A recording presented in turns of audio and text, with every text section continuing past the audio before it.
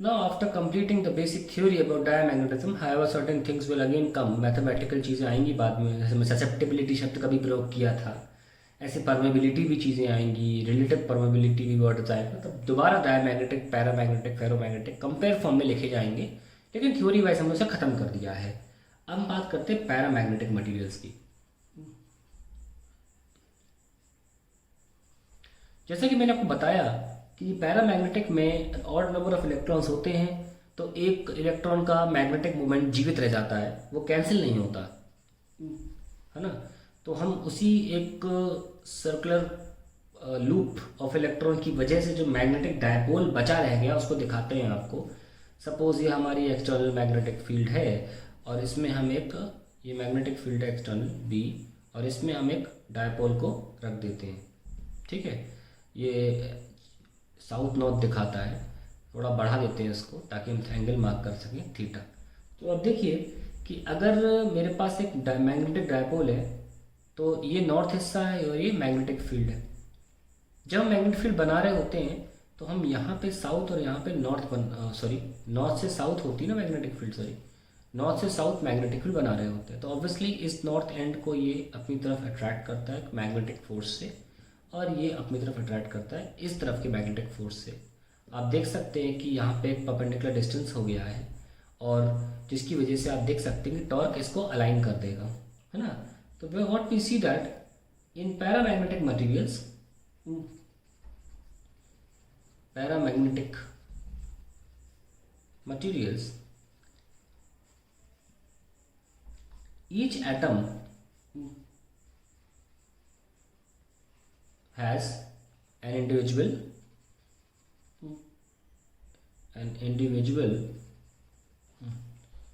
dipole moment, ठीक है, which when exposed to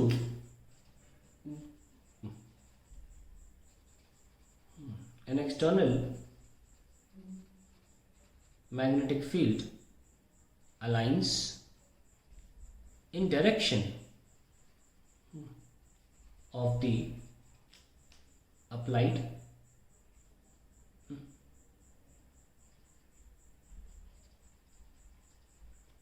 magnetic field. ये बहुत इंपॉर्टेंट पॉइंट है कि ये अप्लाइड मैग्नेटिक फील्ड की डायरेक्शन में ही अलाइन होते हैं। तो इसके सीधे रिलेशन क्या निकलता है, सॉरी, तो इसको हम देखिए, जैसे कि मान लीजिए हमारे पास एक ब्लॉक है, इसमें सारे के सारे इस तरीके से हैं, रैंडमली ओरिएंटेड है, ठीक है।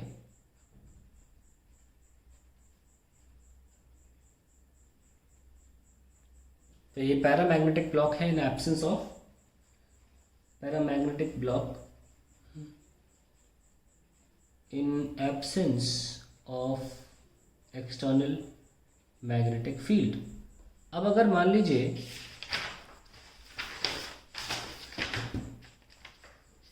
हम इसको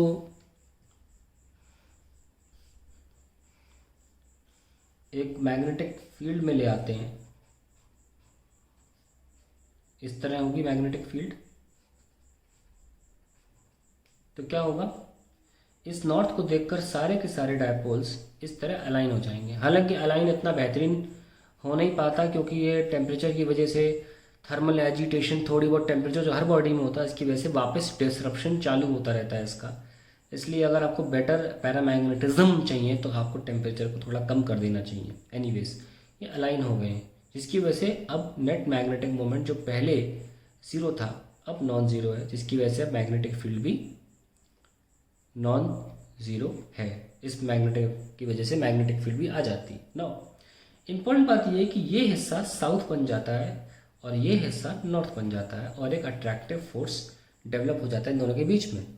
इसका मतलब क्या हुआ कि आप जानते हैं कि जब नॉर्थ साउथ रीजन है, अगर ये अट्रैक्टिव फोर्स के से करीब आएंगे तो यानी कि ये ब्लॉक जो है ये लो मैग्नेटिक फील्ड से हायर मैग्नेटिक फील्ड की तरफ ट्रैवल करेगा।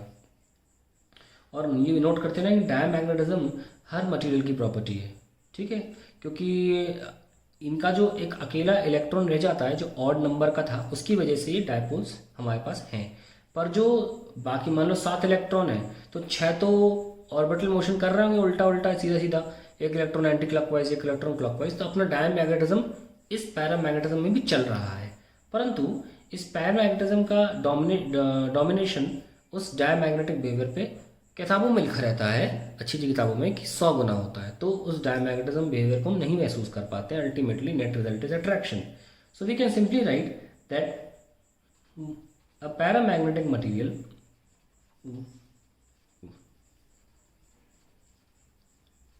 moves from a region of low magnetic field to high magnetic field, क्योंकि अट्रैक्ट हो रहा है ना। अब इम्पॉर्टेंट बात सामने यहाँ पे आती है कि हमने नोटिस किया दी paramagnetism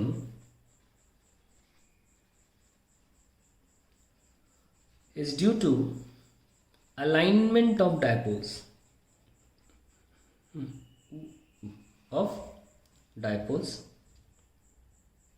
and not due to orbital motion,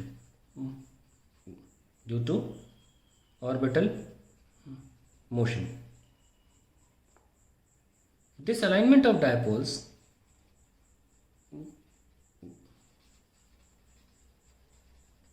is affected by rise in temperature, and hence paramagnetism decreases as temperature increases. ये सारे के सारे जो मैं टिज्म यूज कर रहा हूँ ना, ये सब रिप्लेस हो जाएंगे एक ही शब्द से, वो होता है susceptibility. I have not brought it right now, इसलिए मैं उसको जिक्र नहीं कर रहा। सीधे पैरामैग्नेटिज्म जो फिनोमेना है वो कमजोर पड़ जाएगा टेम्परेचर के सामने, अगर टेम्परेचर राइज हुआ।